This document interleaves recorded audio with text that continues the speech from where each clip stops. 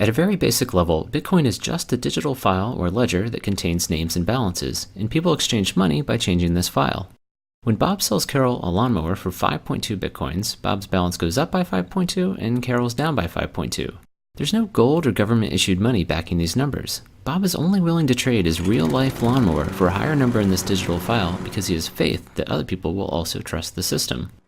So who maintains this ledger and makes sure no one cheats? One goal of Bitcoin is to avoid any centralized control, so every participant maintains their own copy of the ledger. One surprising consequence of this is that everyone can see everyone else's balances, although the real system only uses account numbers and not names, so there's some level of anonymity. If everyone maintains their own ledger, how are all the ledgers kept in sync as money is transferred?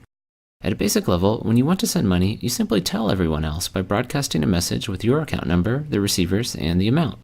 Everyone across the entire world then updates their ledger. As a quick aside, I'm describing how Bitcoin works for power users, people who help maintain the system. You can also just use the system to send and receive money, though, without maintaining a ledger. If sending money is as simple as creating a message with some account numbers, what's to stop a thief, Alice, from spending Bob's money by using his account number? Like a pen and paper check, Bitcoin requires a kind of signature to prove that the sender is the real owner of an account, but is based on math rather than handwriting. When a new account number is created, it comes along with a private key mathematically linked to that account number. If you've heard of a Bitcoin wallet, these keys are what it holds and are what allow you to create signatures. To create a signature, a private key and the text from a transaction are fed into a special cryptographic function. Another function allows other people to check the signature, making sure it was created by the account owner and that it applies to that specific transaction. Unlike the handwritten version, these signatures can't be copied and reused in the future, as they're unique to each transaction. While the mathematical signatures prove who sent a transaction, they can't prove when it was sent, and this turns out to be problematic.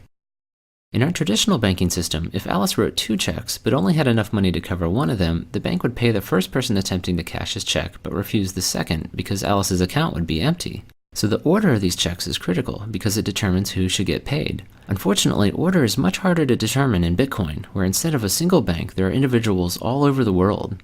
Network delays might cause transactions to arrive in different orders in different places, and fraudsters could lie about timestamps. 2 recipients might both think their transaction is first and ship a product, effectively allowing Alice to spend money twice.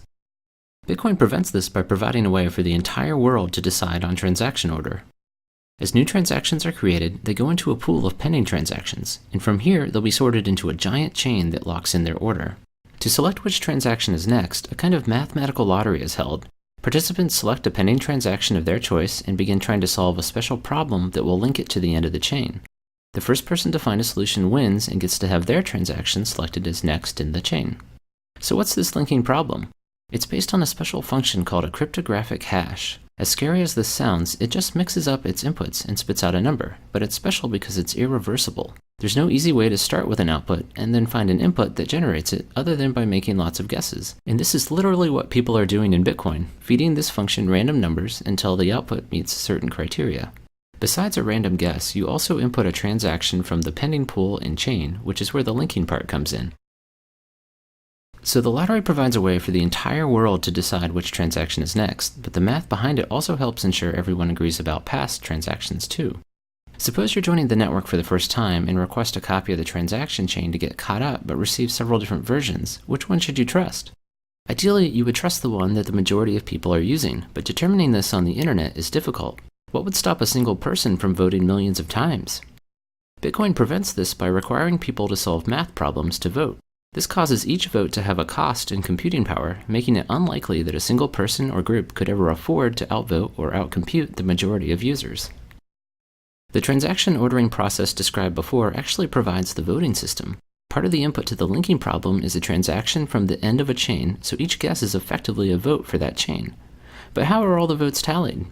Because the cryptographic hash function has well-defined statistical properties, you can look at any given answer and estimate how many guesses it took to find it, just like estimating how many coin flips it would take to get 100 heads in a row. So the links in a chain not only put transactions in order, but also act as an effective vote tally, making it easy to see which chain most people are using.